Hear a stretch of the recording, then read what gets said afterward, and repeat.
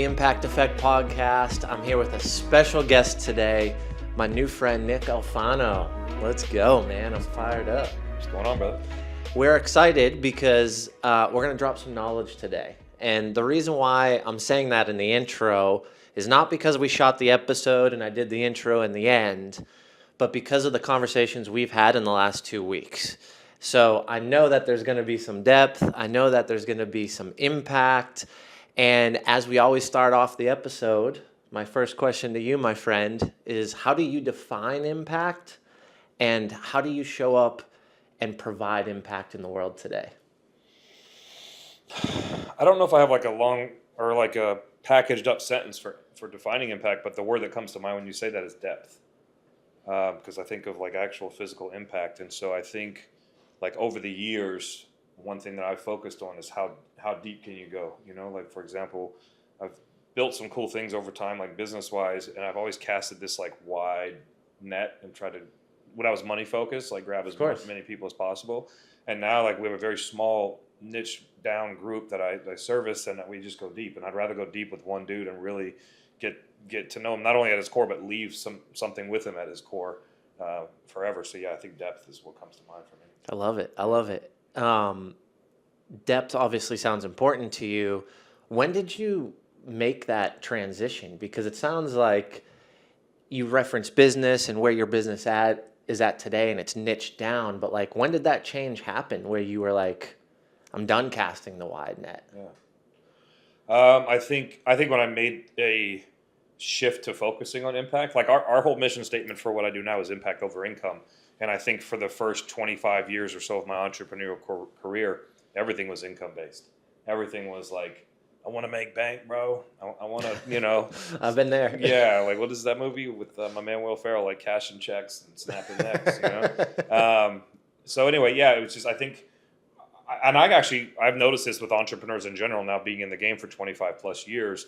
I call it like the character arc of the male entrepreneur. At least I work solely with men, so I can't speak to like the female brain, but I can say most men, when they arrive financially, they find it very disappointing and unfulfilling.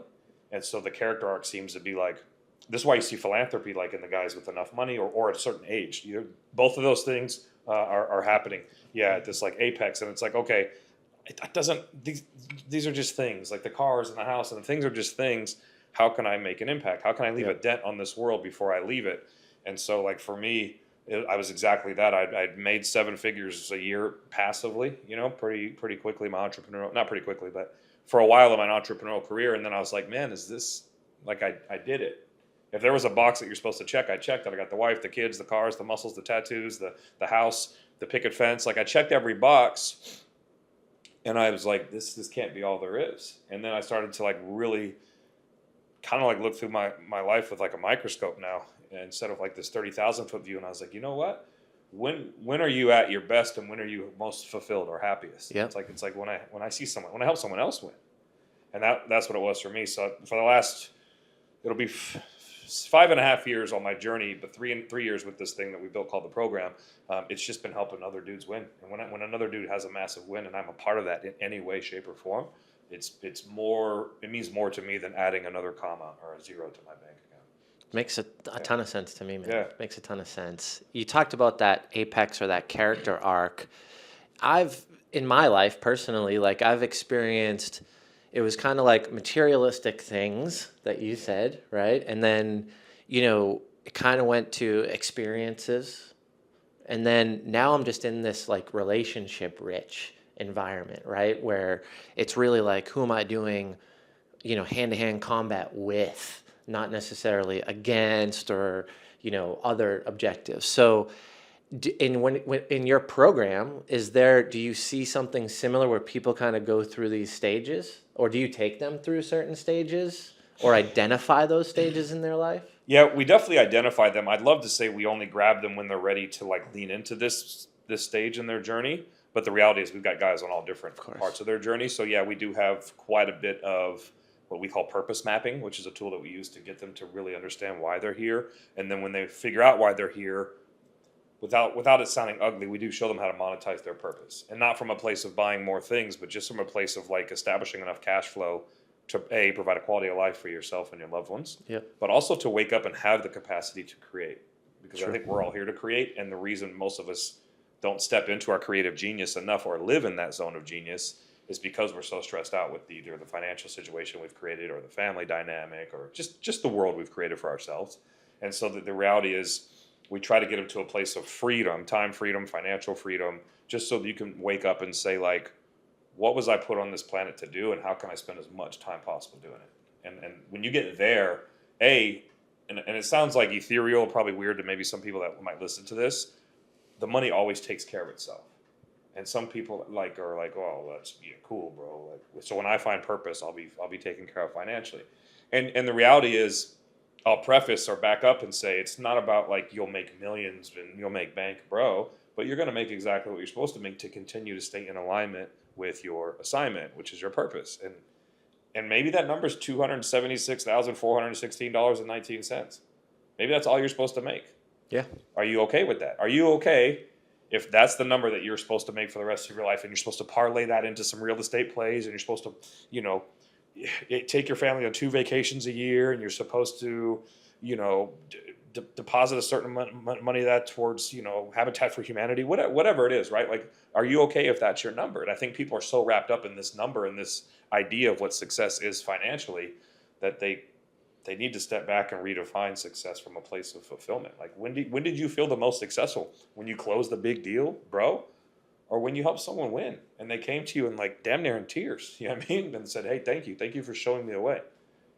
So it's, anyway, I'll go. I'm grinning because I've gone through that phase of life, and I think that's why we align so much, because our conversations have depth. But they talk about kind of our journey, and you're just hitting in so many places for me, right? Like, I remember cashing a check and getting off stage the next day, the biggest check I've ever cashed, 56,000, one deal done in real estate. And it didn't even compare to how I felt when I got off that stage and people were crying and saying they're making changes and this was motivating. And I'm like, I got to keep that around for my own sanity. But I also think people get confused and think, well, I'm living in my purpose and it's just going to come easy and the cash flow and the gates are going to come in. And I think that's why I love the program and what you build, because you're building the human, not to a specific strategy to where like it fits all for everybody. And I love the fact that you solely identify people are at those different stages. Yeah, we call it 80% businessman, 20% business plan. And that's like our strategy, if you want to call it that. Like, how'd you get to the 80-20? I mean, Did it just sound? Yeah, you hear it everywhere, right? Pareto principle. It's obviously, we're all like a product of our experiences. Yeah. And I've read every book and been to every conference. So 80-20 was kind of probably just a framework that was sexy and subconsciously was in me. But the reality, what we saw over years, was it doesn't matter. You still need a solid framework and a solid strategy to build anything big, if you want to call it that. But it doesn't matter if the dude is not ready to operate. So I call it car and driver, meaning I will help you build the sexiest car ever to get you from A to B, but you're not even ready to make turn 2 once I put you behind the wheel. Like, we all want, here's an easy one. If I put Jeff Bezos in charge of your company tomorrow, what happens to your company? Chances are it does better. It accelerates. Conversely, if I put you in the driver's seat of Amazon and he's built quite a sexy car, you're going to burn that thing to the ground. You're going to crash it. And I'm not talking about Bezos' money. I'm talking about just his mindset, his skill set, his experience points, just who he is as a human being. The work he's put in. Yeah, is the reason why Amazon is Amazon. It's nothing to do with he uncovered the secret code of life, bro, and built this. Like, it has nothing to do with that. So it's so crazy to me that... Hold on, you mean Cold Bass didn't get him to be a zillionaire? Exactly. No, it's not exactly. If it was that, it's just... It blows my mind that when I point that out, 99.9% of people will nod along and say, yeah, that's pretty rational. It's kind of a no-brainer, Nick. Cool. Then my next question is, why are you spending so much time, effort, energy, and money looking for the cheat code in the form of these masterminds or these hype movement, like all these things? Because it doesn't matter what they lay down at your feet. They're laying down the blueprints to build the vehicle that you're not ready to drive. Yep.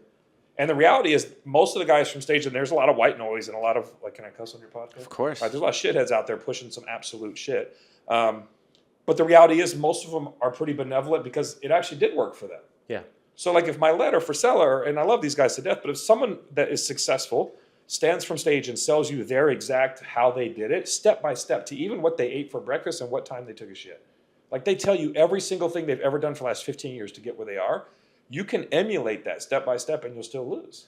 Yeah. Because you're not them. And that's what I'm saying. So why is everybody looking for the hack, the blueprint, the funnel, the script, the sales team? Like until you do introspective work, which scares guys to death. Like Well, I was just going to say, I think man. it's scary to go deep. 100%. And by the way, when we say business is hard, it gives us the out when we're not good at business. Yep. So we make it difficult so we can say, well, yeah, but they're 6 one in a years. million, only Ed Milet could pull that off. Or what? It's like, come on, man. Like business is not difficult. You're difficult. Yeah.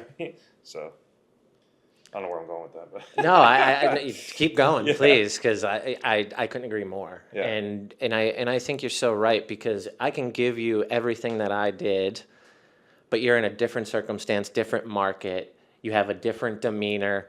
You don't, and it could be as small as like how you chuckle or respond to someone. Yep. Because you're in your heart, you're charismatic and you care. So that thing that you can't even control, like body language, which Yep. happens Janine Driver taught me 5 seconds before verbally, Yep.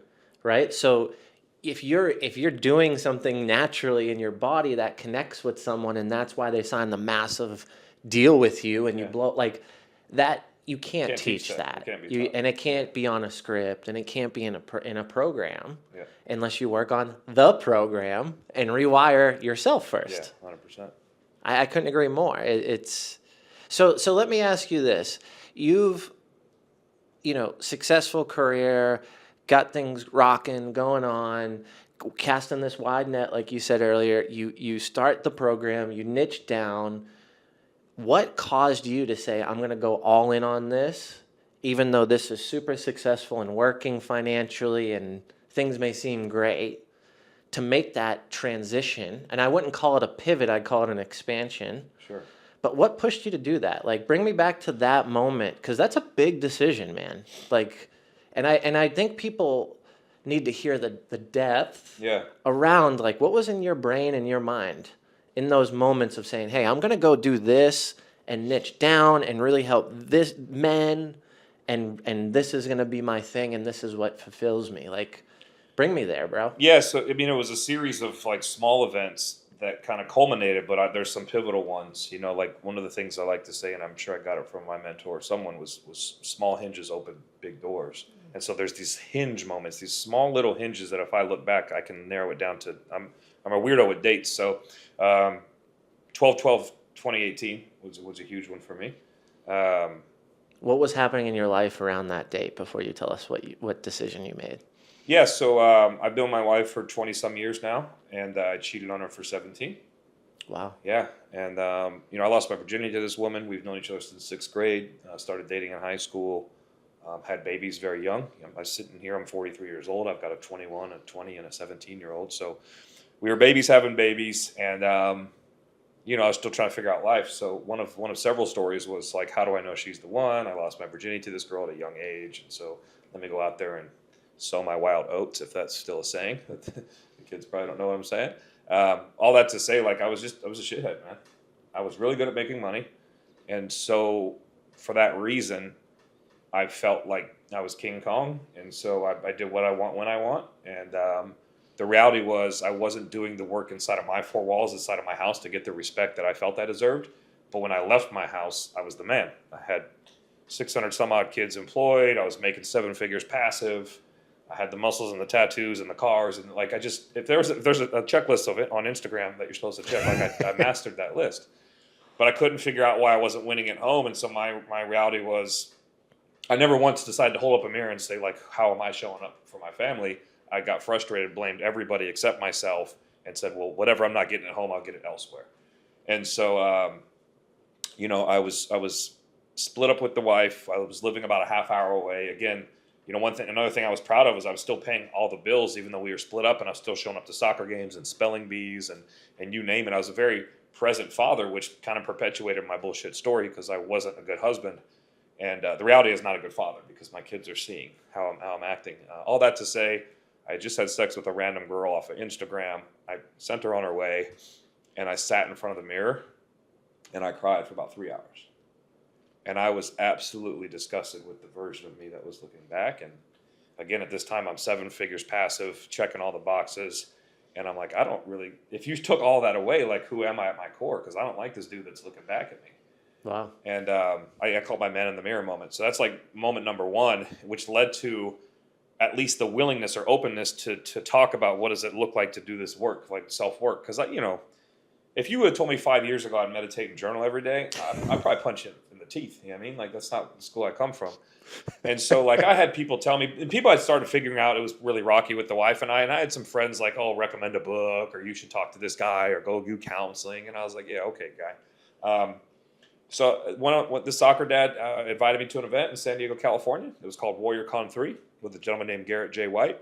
1,200 people in this room. And he said one sentence from one stage, and this was on December 12, 2018, and that sentence was simple. It was, in a world full of liars, the truth is a declaration of war. And during that 2-day event, 1,200 dudes, that one sentence like pierced my soul, and like it literally like physically, like I had like a visceral reaction to it. But the reality was that event was designed to expose how much of a liar we all are, and we don't even know it, we don't realize it. And so I was a lawyer at the time, and so I drafted this thing called the Truth Agreement. And from that date, I haven't told a lie. I'd love to say I haven't told a lie. I haven't intentionally lied. It's actually a lot harder than you think. For example, I wear this on my wrists, and a lot of people get frustrated with me because in a conversation, if someone says, to tell you the truth, full transparency, well, to be honest with you, any of those turn of phrases, which basically are versions of, I just lied, but now I'm going to tell you the truth, that we don't even realize we're saying subconsciously. Now it's a tick because I've done so much work on helping men stop lying. Now I flick my wrist. So what's on the bracelet? Just a reminder? Yeah, this is my program. This says the cost of greatness, which is telling the truth. Yeah. So it's just a concept around truth is everything. I have the word truth tattooed on my lip. I obviously a bunch of tattoos, but yeah, man, it's just been a crazy journey. That was a powerful. Oh, it changed my life forever. That was a powerful moment. And you want to talk about losing everything and everyone around you? Speak nothing but truth for the rest of your life, because what it does is it forces other people to hold up their own mirror and analyze their truth. And most people aren't ready to face their truth, because when I say tell you the truth, I went and I call it the talk. I had a conversation with my wife who wanted closure if we even thought about getting back together. She wanted to know every girl, names, dates. Was it on her bed or her couch? Was it the girl next door? You got to the details. It was a Tyson fight, bro. Wow. It was literally like, and we've walked since then. It's been 5.5 years. We've walked a lot of couples through infidelity, and we've realized that every female, if the men did the cheating, which is usually the case, every woman wants to know all that, believe it or not. Because the reality is that the scenario that they create in their mind is 10x worse than what really happened. And so unless you put that to bed with the hard facts, with the truth, they're gonna manifest things, and they've already manifested things that really put you in a light that most men can't come back from. So we had this conversation, and the gist of it was, whatever you want to know, I'm going to tell you. And I've had men come to an event, and I tell them, you have 48 hours to have the talk. And I explain to them what the talk's going to look like. And if you don't have it in 48 hours, I'm going to drive to your house, and I'm going to park in your driveway. And I'm not going to say anything, but your wife's going to want to know who's that dude in the driveway. And I'm not leaving until you have the talk. And most men are like, well, if I have the talk, she might leave. I said, cool, be prepared for that. Because the reality is they're scared of the talk because they think the outcome of the talk is she's leaving. I said, no, if she chooses to leave, it happened the minute you put your dick in another girl. Yeah. That's it. Yeah. So when you put that into the universe, you ran the risk of her leaving. You owe it to her to tell her everything. And I can actually sit here and say 100% of the time it's worked out. And I've had, I think we're on like 12 or 13 couples that we've walked this through. Yeah. Wow. I had a guy come to me once. He came to an event in Cancun, and he had a ticket to leave Cancun and go to another state to see his side chick. And we got him to change his ticket, go back home, and have the convo, talk in 48 hours. But it was a Tyson fight, because I'm like, I can't believe she wanted to know positions, like just things that don't make sense. Yeah. But it's not up to me. It's whatever she asks me, I'm giving her full truth, even though I'm watching it like destroy her. But you can't get away from that, and I think it's going to cleanse your soul part too. Like, yeah, it was very liberating for me, because now it's like it's out there. What happens now already happened. Time just hasn't caught up yet. That's what I Yeah. like to tell my guys. Like, Exactly. she's already left you, bro. If she's Yeah. gonna leave you, she's already made that decision. Yeah. Time just has to catch up. And it's not that decision that she wanted to make. It's because you made a decision. So it's Yeah. like You owe her that conversation, and you owe it to yourself, and you owe it to the world and the universe. And if you try to stay in a relationship and your thought is, she doesn't need to know everything. She doesn't need to know that. Then then you're not in a relationship. well, you're ultimately lying to yourself. 100%. And in turn, if you're damaged, how can you show up, healthy and at your best for others? You can't. Well, so imagine my circle of five. Most of us listening to this, I'm sure you know the rule of five, right? We Yeah. are the five people we associate with most, or the average of. So I'm hanging out with guys that are absolute shitheads and cheaters, right? Like we're like trading pictures of side chicks, like, and so they want nothing to do with me. I became a social pariah, like a leper. Now, granted, I never walked up to their wife. That's not my place. I'll never tell Yeah. a girl anything. I think they should have that conversation. But yeah, I felt really bad for my wife, not only after what I put her through, but a lot of these wives, the husbands instantly said, don't invite the Alfanos anywhere. Don't invite them to anything. So we lost a lot of friends, but these weren't people that we wanted to associate with. So just an interesting exercise in You're realigning with new couples that admire These each are my other. core values is truth is everything, right? Yeah. And so let's find people where truth is everything, and let's see what that looks like. And so it's been a crazy journey, and we're together. We're not only are we together, but the amount of work we've done it allows us to walk couples through infidelity. But there was a year where I lived 2,000 miles away from her. Like I moved to Nashville a year ahead of my wife. And it was just me and my son because he had a soccer tryout and he was going into his freshman year. My middle daughter was going into her senior year. So we committed to Nashville, but we didn't want to do that to my daughter. So we basically literally lived apart and saw each other once every 2.5, 3 months. Wow. And not one time, and she'll tell you this, did she worry about me.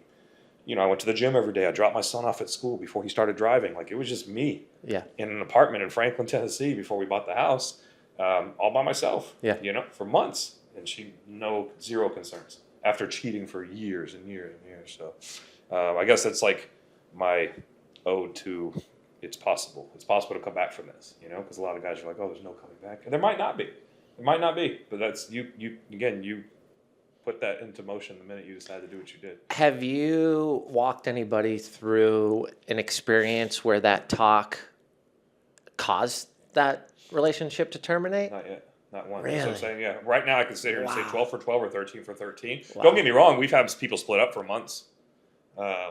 As part of kind of that. Here's what I've noticed. Here's the pattern I've noticed. The girl always knew. She knew. She 99% knew. She just needed closure. And she needed to hear you say it and own it. And a lot of them want to know why, even if you can't explain why. So part of the talk is not just the details and whatever they want to hear. They want to know, because they have a story. Is it me? Am I not good enough? Et cetera. But they really want the dude to take full ownership of it.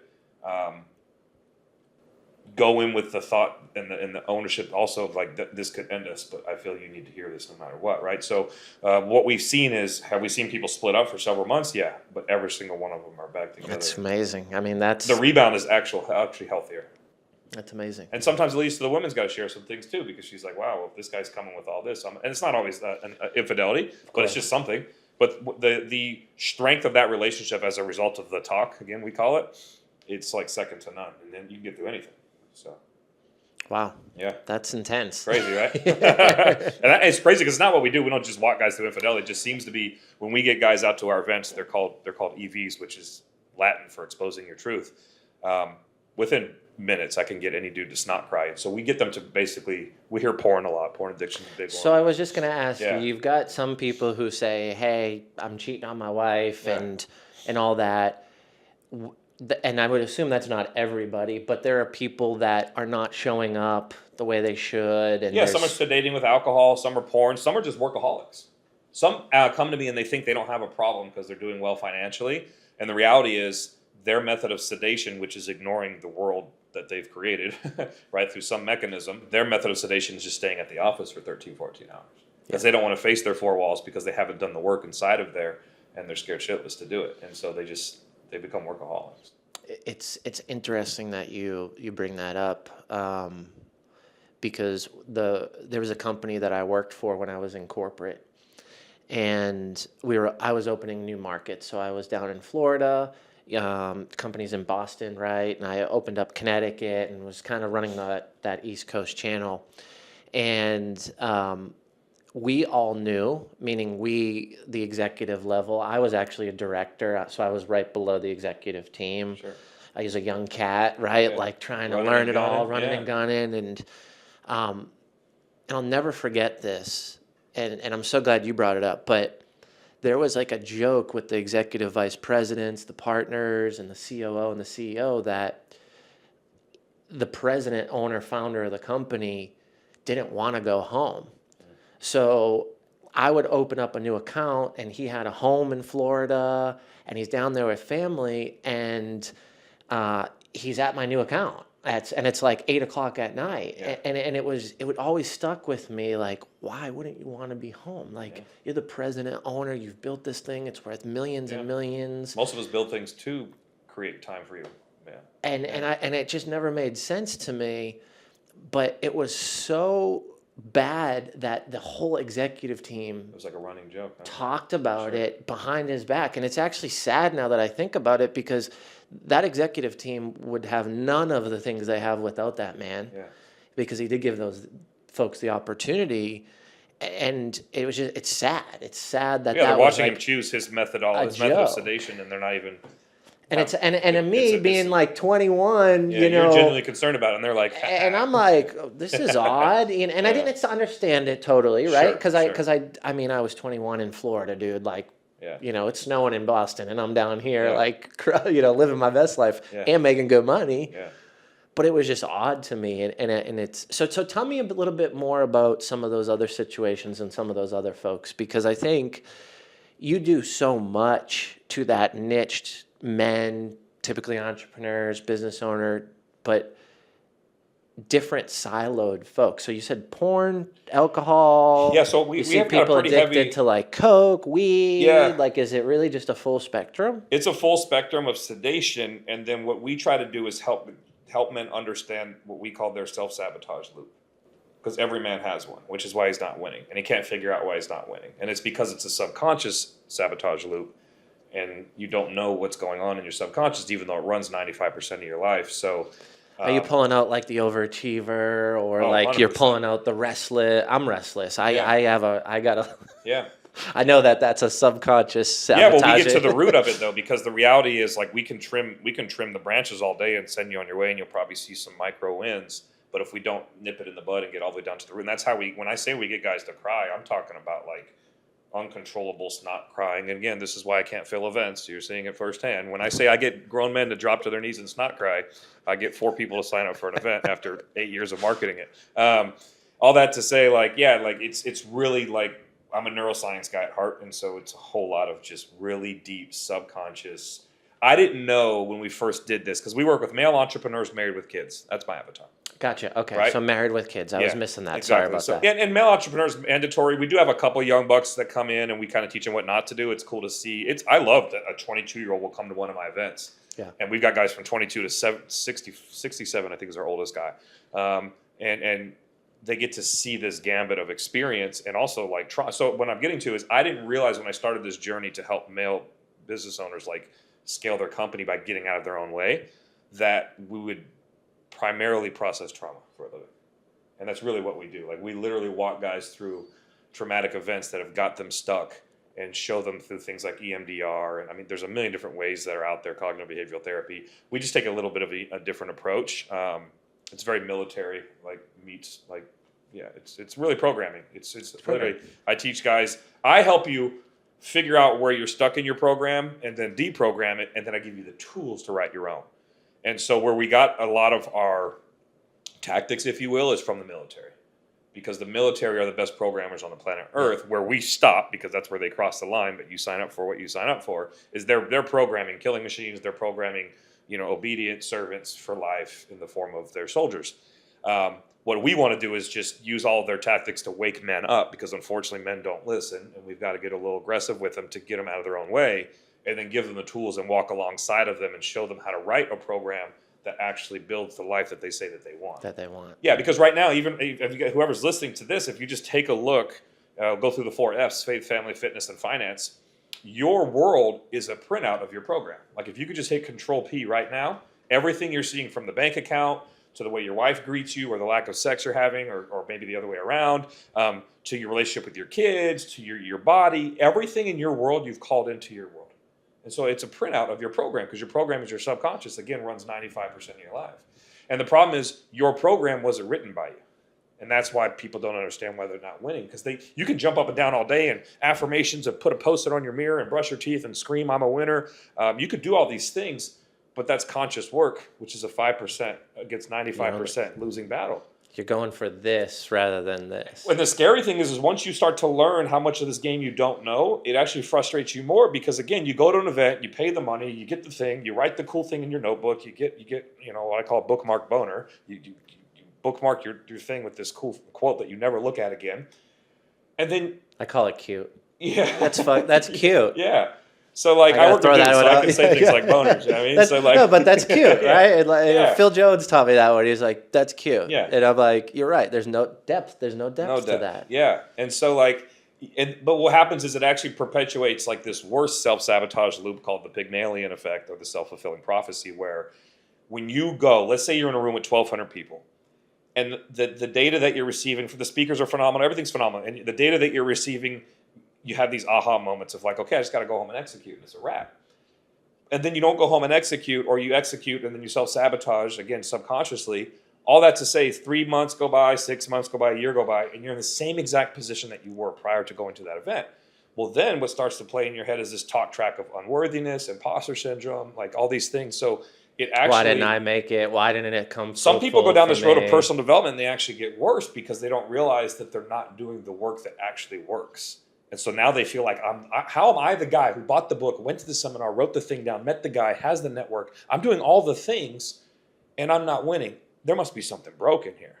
So it's a very delicate song. Yeah. I've been fortunate not to go down that road, I don't think. But well, if you already have a pattern of unworthiness, it'll magnify it, is what I'm saying. I see it. Yeah. Like I'm like, oh, now this is making a lot of sense for some. Yeah.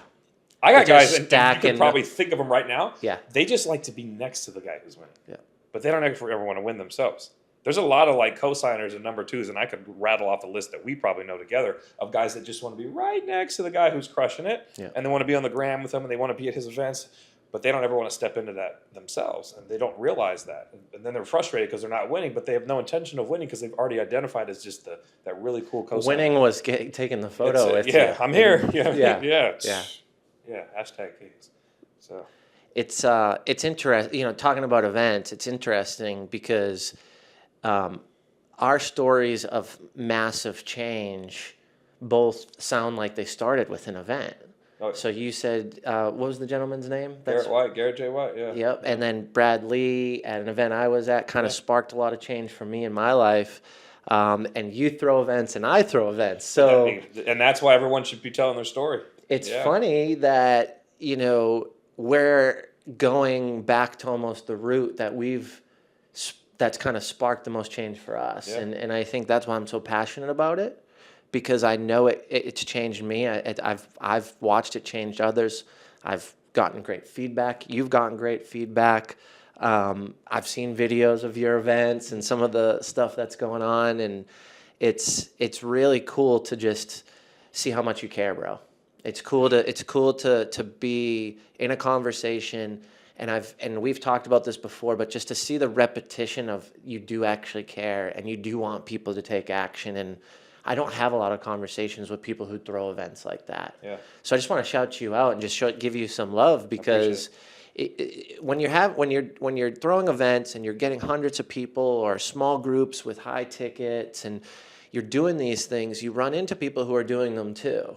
And there's a lot of people that are doing them for different reasons. And I just think that you're doing it for the right reason, and you care and you're passionate, and I hope that people feel the same way about why I do my events, So I just gotta give some love when I see it, man. I appreciate it. It's a different type of conversation when you're talking about, and to choose the word that defines impact for you, depth.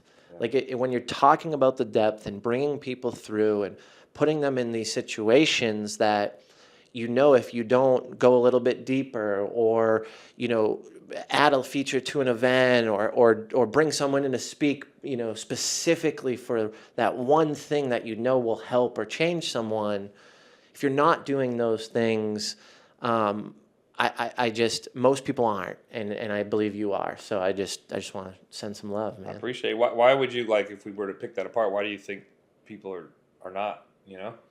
I think an event is a marketing tool for most people to increase the opportunity to sell their offer.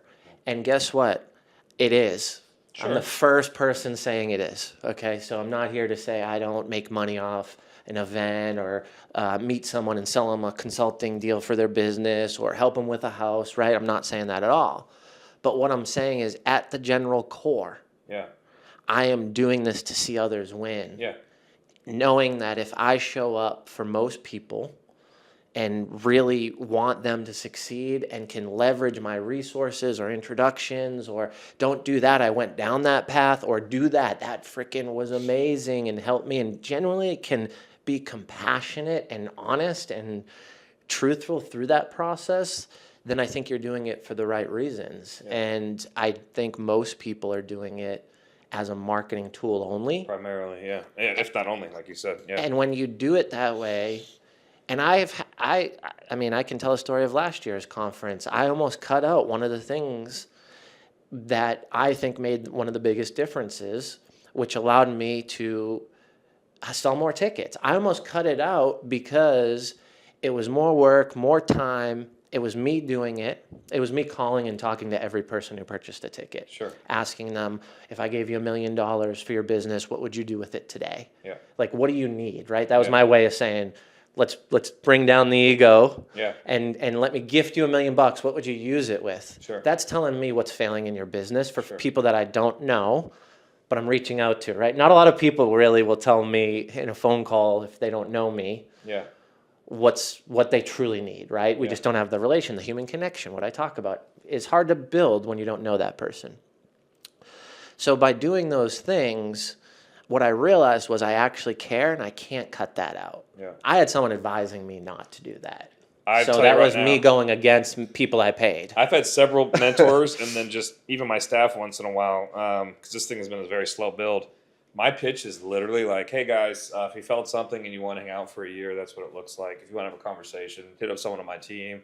You can hit me up later, but that's really it, guys. Like, it's so, like, last time I did it on a whiteboard in the woods, and I just pencil whipped it in like 2 minutes. I'm like, this is the hike. In the first probably 10 events, I actually did it at the beginning, right when they got there.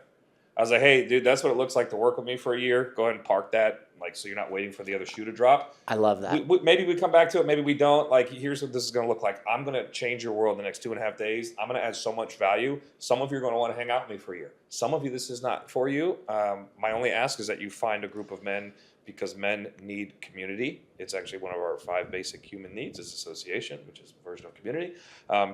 Just find a group so you can start winning. That's all. So that's my whole pitch. It's like that. I literally just pitched to your people right now. That's like, I don't.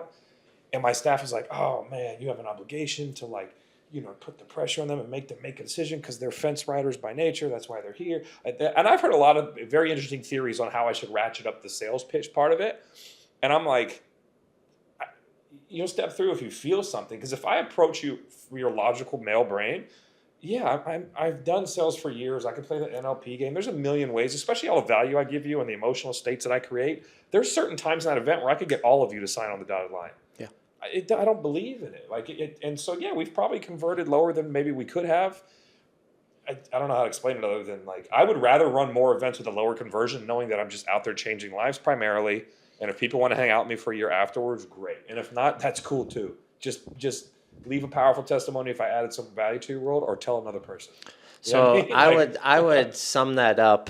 You went very deep Yeah. into you and your heart. I would sum that up almost as simple as, people are paying to get into that event. You want to deliver that value. Yeah.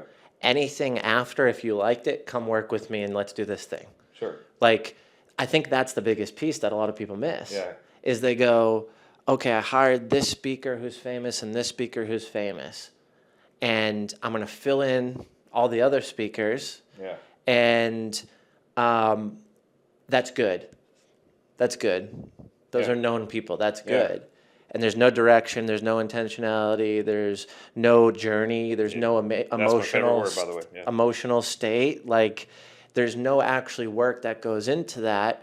And what happens is Ed Milet gets up there and crushes it, right? Yeah. Great speech, whatever. And then the content doesn't flow. Ed leaves you, motivated. And then this person comes out with a super sad story about how their cousin died and this is what changed their life, right? Then you're going like this and you're just brain scrambled. Yeah. You've got to go deep on the content, understand the emotion and the feeling. So we actually don't use the word event. We use experience for that reason. First thing I ask my staff is, what is the members' experience, and can we take them on a journey? That's why I love when you said that word, because otherwise we're just putting together this thing of like, we're just throwing spaghetti at the wall and saying, man, I hope they see enough value and want to hang out with us. Like, I don't And know. the thing is like most people grab the name and then that person's trying to sell you their newest book, Sure. which is, I totally get the book tour stuff. I'll release a book and I'll go on stages and sell it. Yeah. But this is where I think the difference is about people who care about the experience, about the effect, about the impact because they're going deep and there is depth behind it. And that's how I would sum it up, of someone who cares and someone who doesn't. Yeah. How would you define it? Like, how do you think you separate or change? I mean, we kind of just went deep on it right there, but like, if I was to ask you, why are you different, or why are your events different? So I do want to run a big event one day, but I have a lot of stories around that because I don't want to just go wide. I want to go deep. So like, we've never gone over more than like, I think 22, 24 guys at an event. I know all their first and last names. I know their kids' names before they get there. We do some event pre-work, obviously. I just feel it's my obligation to like literally, to use the word impact. Like, how can I impact every soul that walks into this room and pays me money to hang out with me for 2 days? And if I do that, yeah, there's a high likelihood they'll want to do that and feel that and ride that wave again. And if not, that's okay too. It's feedback for how we did or didn't do. So to your point, I think where some guys are getting it wrong is they see this as a lead magnet or the front end of a long offer. What if it was just its own unique, standalone, siloed off experience? And then that experience left them saying, hey, I've literally had 2 events for 100% certainty where I didn't pitch at all. And my team was like, hey, you're going to pitch? I'm like, nah, it didn't flow. And they're like, what do you mean? I was like, if they want to hang out, they'll hit me up. And then, by the end of the event or during one of the dinners or something, they're like, hey, how does this thing work? You haven't mentioned that yet. Yeah. Oh, funny you ask. Let me have that. Like, I don't know. You could pick apart everything we do. Again, I have a mentor that's been to like 10 of our 13 events or 9 of our 13 events. And he tries to close the room down for me sometimes. And I have to say, hey, Chief, this isn't your show. And he's like, it's your obligation. It's like, you say like I always say it's an invitation, not an obligation. He's like, this is the invitation to your obligation. And he pitches it very well. It's very well done. And maybe he closes the room better than I do. I also do believe this. I think everyone should subscribe to this model. Maybe you should bring in somebody else to close your room if you're trying to close your room. And there's professionals that do that. Tony Robbins doesn't close. Yeah. I think maybe it is different. He has a very beautiful woman typically. I see. I didn't know that. Do the pitch. I've had guys offer me because they'll say, "Hey, why don't you just have someone close your rooms?" I'm like, I don't even like that word. Like Ryan Stewman, I've heard good and bad things. I don't know him. I'm not trying to blast him, but I don't like the name hardcore closer. I think that's a horrible connotation or tagline to give yourself. If you could choose any identity, why hardcore closer? Like, I don't want to close anybody, bro. I just want to educate, inform, and add value. And then if you want to hang out, great. If not, cool. High five. Did I add value to your world? That's all I need to know. I was supposed to be on your journey for 2.5 days, and that's it. Not 2 years. It's interesting because I think a lot of people in the sales world talk about the hard closing but what people realize is they're being hard closed. Yeah. To sign up as you being my coach. And it's like, well, you just got closed and someone's bragging about closing you because they're not bragging about teaching people how to close. They're bragging about closing you to pay them to teach you how to be a closer. So for him to maintain that moniker hardcore closer, he's going to have to close your ass. Yeah. And again, I don't know the guy. So maybe he's, and I know he's running some $1 million mastermind, I think is what his thing's called. We've got some mutual friends that are part of his MDM, $1 Million Mastermind.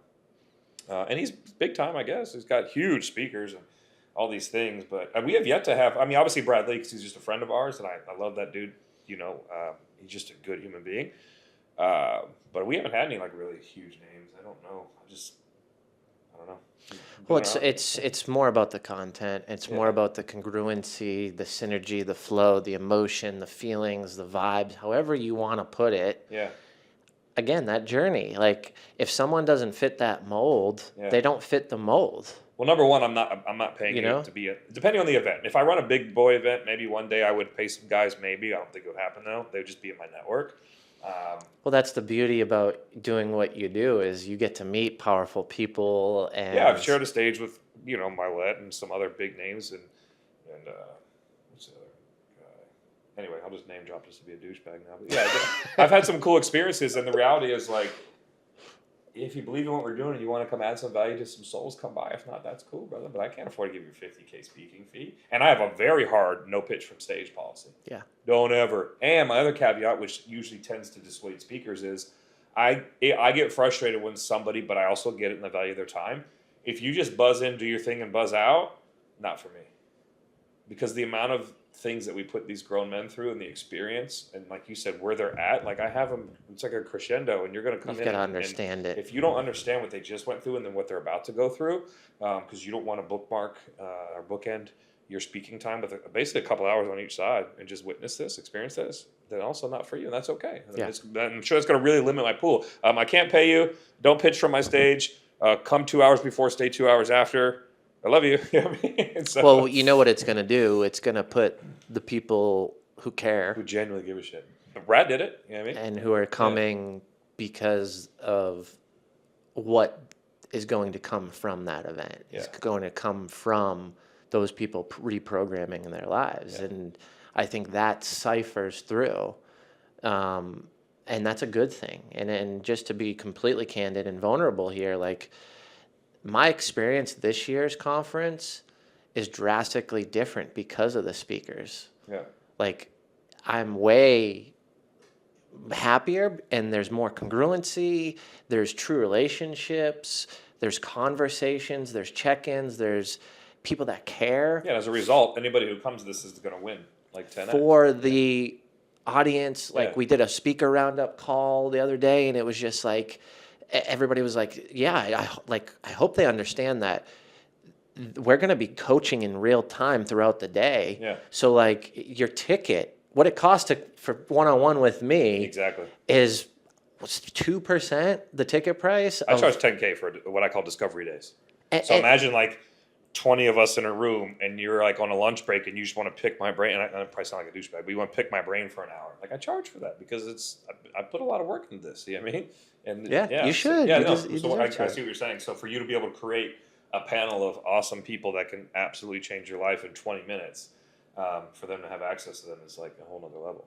And that's the thing is the speakers were like, they brought this to me like, oh, we should market that, like, Yeah. because we're gonna have access. And one speaker was like, I want everybody to know that we're all humans here. Like, there's no ladder. There's no. And Yeah. I'm like, I'm sitting behind. I'm like, this This is is it. this is how it should be, Yeah. dude. Yeah, Like, no one's doing you it, could man. probably see my glow in my cheeks. Like, I'm that excited for Nashville because of people like you. Like I Like- can't wait. It's becoming a hub as is. A, I'm tired of traveling, but B, like it's cool to meet like people in Nashville that like genuinely want to change the game because the game is so broken. It's so broken. We're gonna disrupt Yeah. some stuff and create some radical And it hurts change. to see the really loud, obnoxious guys winning, but that's what people are still attracted to. Yeah, But I think that's changing. I think that people are so burnt out on it.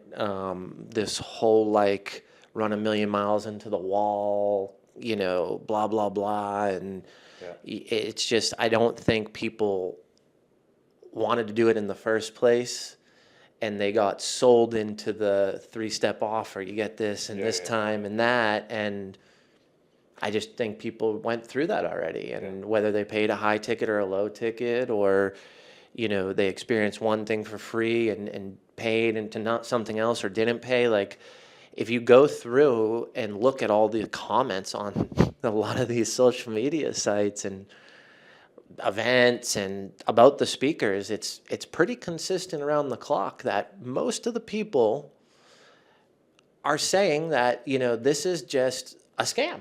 sure. And they're saying it because it's a bunch of random information with people selling random stuff Yeah.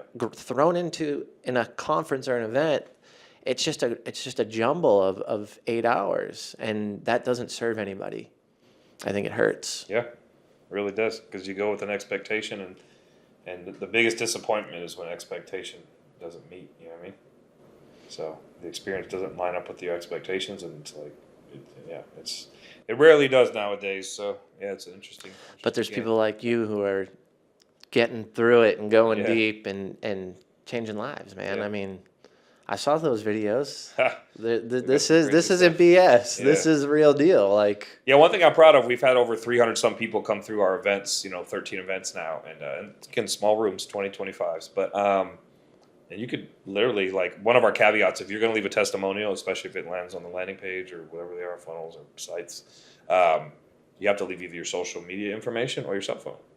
Because I can't stand, like, just the more you unpack in this industry, and the industry being personal development, the more you kind of like, that saying, like, never meet your heroes. Like, most of the people I've met so far have been pretty cool. Like I said, I love my lead. I think for selling, I use those two a lot because I think they're such powerhouses that even though they're huge, sometimes I feel they don't get enough credit.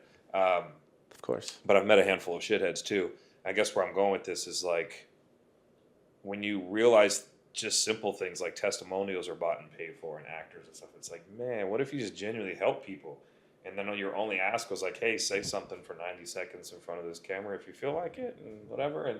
And then I asked them, can I publish it? Because I got guys that cry on their testimonials. And if I publish it, my ask is, are you okay with possibly speaking to somebody who witnesses your testimonial? Because maybe you speak exactly to their pain point or where they're at in their journey, and then you can actually be a part of changing, like altering the trajectory of another man's life. And I've never had someone say no. Yeah. Why would you not want to?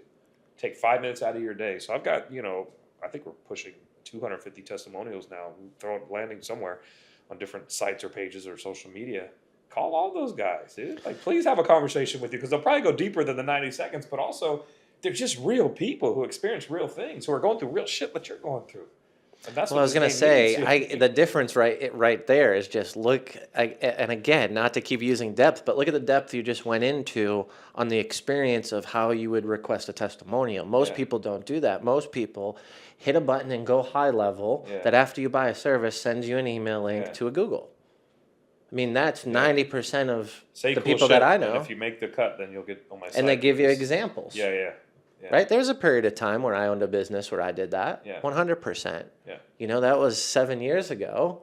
But I could never do that today because it is bullshit. It's, here's 3 things, plug in your 4 words and post it. And this one does really well, by the way. It gets a lot of likes. Weak. I mean, And it's like, it's just fake, dude. It's fake news. And I'm kind of tired of living that lifestyle. It's why I made those changes several years ago. And coming back to you of like you drafted that truth agreement, like massive growth probably from that. Yeah, I try to get all my guys to sign one. So, but I explain how important. Like, it's anybody will sign it if I tell them, or request that they do, and I explain it to a degree. But when I tell them how vital it is, it's not the easiest thing to sign.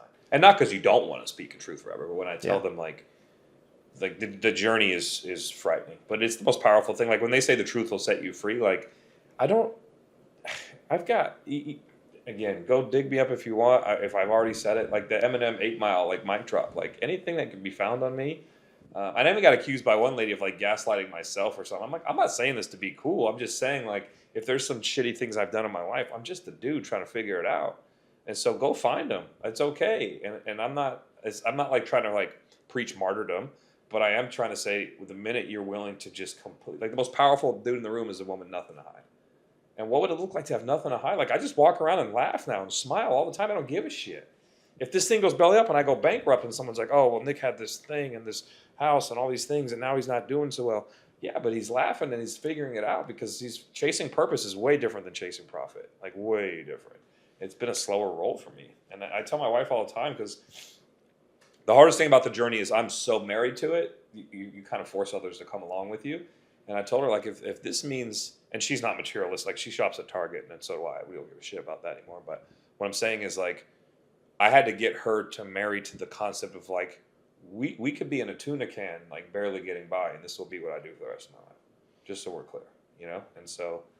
How did she respond? She's all in. She's all in. And that's like when you know, like you have a ride or die. And I knew. I didn't have to even say that. I don't even want to have to sell that on this thing right now. Oh, dude, you're hitting Yeah. it. I'm gonna start tearing up. Yeah, I like- mean, dude, I know. I went Yeah. to Caitlin and said, "Hey, I want to speak and change the world." Yeah. And And what does that like, look like? You know what I mean? and I don't I know yet, but this is and what I'm supposed to be doing. yeah, and it was like, but that's a lot of Yeah. travel, and Yeah. there's gonna be times where it's gonna Yeah. suck, and are you cool with me doing it? And she was like, yeah, like Yeah. how can you not? You know, and the event, even the conference last year, Yeah. you know, You took losing a big sponsor, you and took a big financial hit last year. I know that. We had that conversation. sitting at the dinner table, Yeah. man, in tears, Yeah. going, you didn't marry someone like this who fails. And Sure. like, you know, right now is the decision. We can pull out of this thing and Yeah. cut some losses. And she's like, so I can hear you bitch about not doing it. You know, like that was her. But what she sees in you that is was that her, power and that was her certainty. smart Yeah, ass, 100%. like, Yeah. like, That's not happening. yeah, like, you And know? I think that's where a lot of men are getting it wrong is they think like our, you know, we're providers, we're protectors, all these other P words. Let's go into this a little bit in some depth right Yeah. here, because I know where you're gonna go, and I really struggled with this personally. I mean, where I'm going with it is I think like when you number one, your wife didn't marry you on your wedding day. She married the potential she saw in you. That's another P word, potential. And I'm a huge advocate and proponent of this because what I've noticed over coaching men for years is their belief in themselves is nothing compared to how much their wives believe in them. And I think the only thing that your wife asks of you for the rest of your life is to step closer and closer into that version. And not like she's a gold digger, she married the potential breadwinner in you. No, but are you growing? Are you developing? Yeah, Are you moving? She Is there sees a movement? power in you that you don't even understand that you're capable of yet. And like a lot of men silence their biggest fans, like their wife's voice, you know, and not only in like the way that they carry themselves, but just when they stop movement, you know. And Yep. that to me, that's when the time bomb starts ticking in terms of infidelity or even divorce. Is like once you stop stepping into that version of you that they know not only are you capable of, that it's your responsibility, they start to look at you different. Where I'm going with this is you know, I left 7 figures of passive income, literally, so over $1 million a year, just hitting my alarm clock because I had built some cool shit, and I burnt both of these bridges, the law firm and the debt collection practice, to step into coaching men, and we make less money now than I've ever made in my life. And my wife could not be more proud of me, more supportive of me, more like, I can't explain my relationship with my wife right now. You know what I mean? And we don't have a bunch of cool shit anymore. I mean, we still have nice things, but like, we're struggling to pay for my daughter's college, and now my son's going to go to college. And it's like, she doesn't worry about it. She doesn't fucking stress. Meanwhile, before when I was making a shit ton of money, if we had a bad month, it was stress city. And now it's like the power that I see in this man before me, not only will he figure it out, because they don't like hearing that, like if figuring out means we downsize, we tighten up the belt, but this man steps further and further into purpose, like, and he keeps showing up the way he's showing up for me, not financially, but just as a man. Like I'll ride with that guy till the wheels fall off. You know what I mean? And most guys are scared shitless to even have that because they think it's weak. They think it's taking the superhero cape off to be like, hey, I'm not going to make as much money as I used to because I had a conversation with God and he said this is what I'm supposed to do. Or I had this epiphany. Or one man said one sentence and I wrote this thing down. And I'm never going to lie ever again. And I don't know if I could be a lawyer and not lie and be successful. Yeah. And I sure as hell can't do it, be a debt collector anymore and never ever tell a lie. So I'm burning the fucking boats that pay all our bills, and I'm gonna go step into and speak in front of men and help change lives. What does that look like? She didn't even ask that question.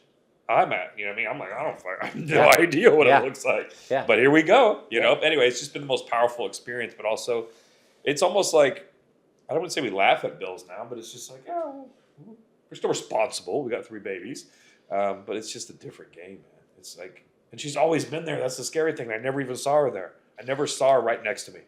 I always saw her like would dunk on her every day. Like I make the decisions because I make the money.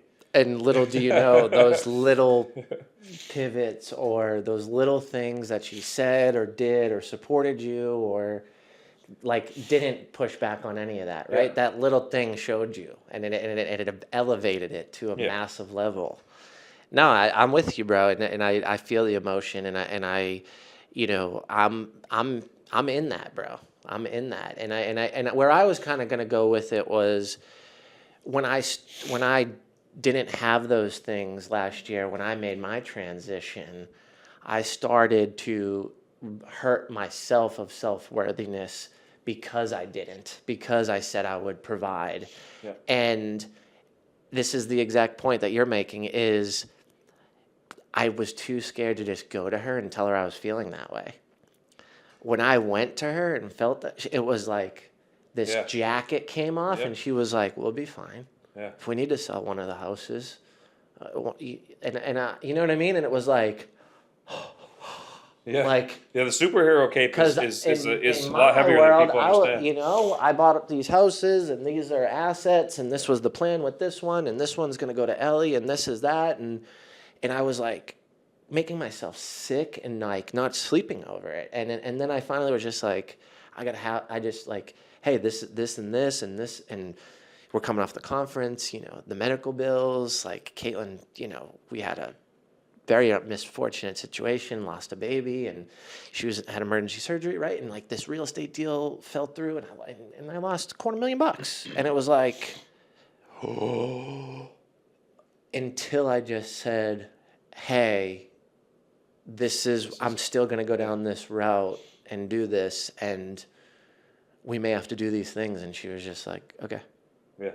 Yeah, what? Like, you're going to keep doing that, okay. They're professionals. So pain shared is And pain I'm over divided. here like, yeah, it's pain dude. divided. And so for you to share your pain with her, like they're masters at carrying that. And we have to be careful how we share our pain with our wives, but because we don't want to unload burdens, you know, per se. Well, that's the other thing I learned Yeah, too yeah. is the level of pressure that I can take and is different than what my wife can take. Yeah. So when I say, hey, cash flow's tight until this happens and this is getting moved and this person owes me money and that's like, I can't buy a pair of shoes that I need, so my feet are going to hurt, right? Yeah. Like where I'm saying that and 3 days later, there's X dollars in the bank account and that got paid and that got moved.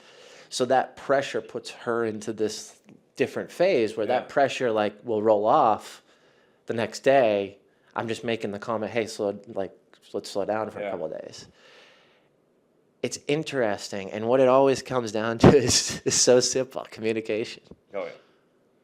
When we're the ones pulling the levers and turning the knobs every day, conversations like that are just common stance, right? Like, oh yeah, we got some things. I got to move some things. I got a guy who owes me money. Boom, boom. And we usually figure it out quicker than our timeline we gave ourselves because it's what we do. We're really good at that. But for them, it can be crippling, you know, if not communicated properly or at all. You know what I mean? And that's the thing is I wasn't communicating, and then I communicated, hey, don't use these cards, right? And then it was like, well, what's going on? And I didn't communicate really, right? And so I'm learning in marriage, right? Our anniversary is in a few weeks, 2 years, so I'm so new to it. And we have a tool where our guys use every Sunday called the marriage map, where you go through everything with your wife. I love it. It's super powerful because it forces connection, forces communication. You talk about things like what's going on with the kids, what's our 3 and 5 year goals, what are we doing for vacations? Are they on the calendar? Put them on the calendar. What's date night looking like this week? You planning it? Am I planning it? Like you just go through this like 45-minute meeting on a whiteboard. It's like it's like business, and the wives walk out of there like, holy shit. Especially because, like, again, I deal with male entrepreneurs, so they're typically either the breadwinner or the either sole breadwinner or, you know, the primary breadwinner. And so, like, the wives don't usually feel like they're part of that financial journey other than, like, I make it, you manage it. If that, you know, some guys don't even let their wives manage it. So all it really does is not all, but one of the main things it does is they feel like they're lockstep with their spouse and they're on this journey together rather than he's out there grinding and I'm supposed to just hold down the fort, you know? So it's a powerful, really simple tool that just makes her feel like, holy shit, I'm part of this thing. Yeah. You know what I mean? That two-way communication. Yeah, it's vital. Yeah. Man, this was a great episode, brother. Thanks for doing this and just pouring it out, dude. Yeah, thanks for having me, brother. I'm probably over time. So what are you going to do? That's what we do. Yeah.